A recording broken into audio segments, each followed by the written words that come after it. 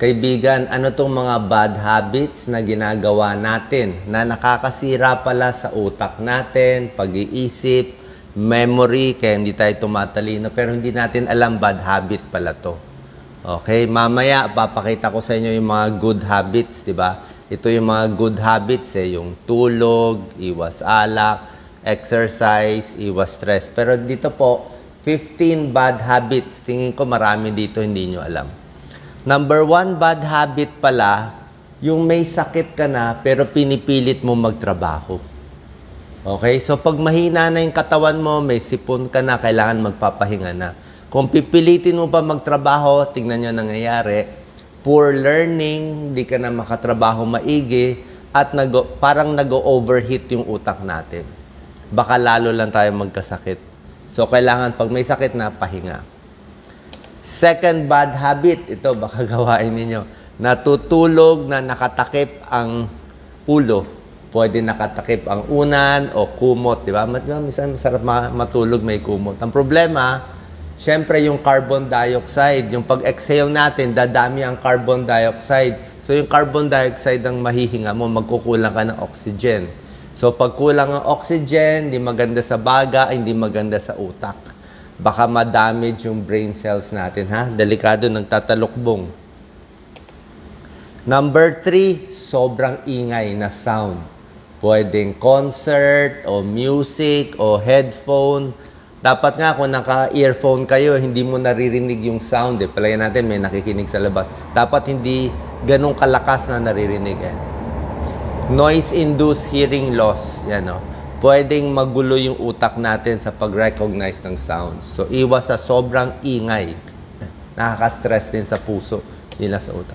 Number 4, bad habit pala to sa utak. Yung kulang ka sa araw, lagi ka lang nasa dilim. Pag lagi daw nasa dilim, nakikita nila yung utak natin, parang 30% less effective siya. 30% na humihina ang pag-aaral at memorya natin kung laging madilim. Kailangan natin may sunlight. Yan. Kasi pag naarawan tayo, tumataas yung serotonin, more energy, mas kalmado, mas hindi depressed, mas positive, mas makakaisip ka. Diba? Hindi pwede nakakulong ka lagi sa dilim. Okay? Number 5, ito, sobrang stress. Pag lagi kang stress, hindi rin gagana yung utak masyado, di ba? Pag sobrang stress, nasisira ang memory, brain function, mood, anxiety, pati puso namamaga. Yan, pag-aaral to sa Harvard Medical School. So, maraming sakit na kukuha sa sobrang stress. Number 6, puyat.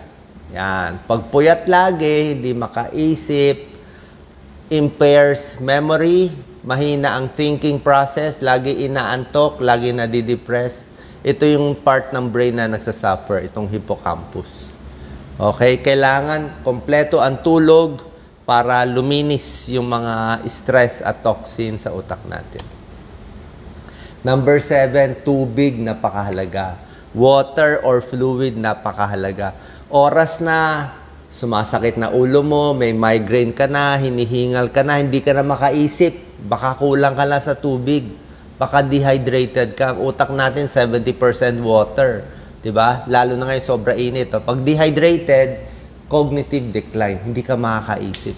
So, laging inom ng tubig. Kung kailangan mo ng problem-solving skills, attention span, kailangan kompleto ka. Kailangan hindi ka dehydrated. Kaya importante ang tubig. Number 8, bad habit pala to. Yung mahilig mag-multitask kayo, sasagot ng telepono, titingin sa screen, may ina-add, may sinasagot, sabay-sabay. Pag sabay-sabay kasi hindi kinakain ng utak natin. Tataas ang cortisol, stress hormone, nagkakaroon ng mental fog, scrambled thinking. Kasi ang dami. Pinakamaganda, tapusin muna sa work, tapos na iba, tapos na iba. Focus one task at a time. Mas gusto ng utak natin. Yung iba, sinusubukan, nag-aaral, tapos nakikinig ng music, o may pinapanood dito, tapos may kinakausap. It weakens learning. Hindi maganda. Number 9, yung hindi nag-aalmusal. Yan, ito, may Japanese study, 80,000 people. Yung hindi nag-aalmusal, mas malaki ang chance sa tumaas ang blood pressure, mas na-stroke, pangit ang performance sa trabaho at sa school. Pwede pa bumagsak blood sugar mo, kaya kailangan natin ng breakfast. Good for the brain. Too much sitting, laging nakaupo, walang exercise. Ayan o, duminipis yung mga regions sa utak na kailangan ng memory. Kasi kulang sa circulation eh. Kailangan mo exercise para may circulation. Okay? Bumaba stress level, maganda yung galaw ng katawan. Number 11, kailangan lagi kang may iniisip. Ano? Bad habit, yung walang iniisip, dapat marami kang good thoughts, maraming plano, marami nag-stimulate ng brain mo, marami kang ginagawa. Kasi kung focus lang tayo, parang ito, marami naman maganda nangyayari sa buhay niya, pero nakatingin siya sa isang bad na maliit. Ano, depressed siya. So dapat medyo positive thinking tayo. Number 12, syempre, sobrang sugar. Sobrang sugar, bad for the brain, magkaka-diabetes, dental caries, obesity. Poor nutrition, puro sugar. Puro salt, alam naman natin, pag sobrang asin, naka-high blood. High blood, masama sa puso, tataas ang risk na stroke. Stroke, masisira sa ulo natin. Alak at sigarilyo. Okay? Common sense, di ba? Sigarilyo, di maganda sa utak. Alak, hindi rin maganda. Higher risk for dementia, Alzheimer's, at ibang mga sakit sa utak tulad ng multiple sclerosis. At ito pa po, air pollution.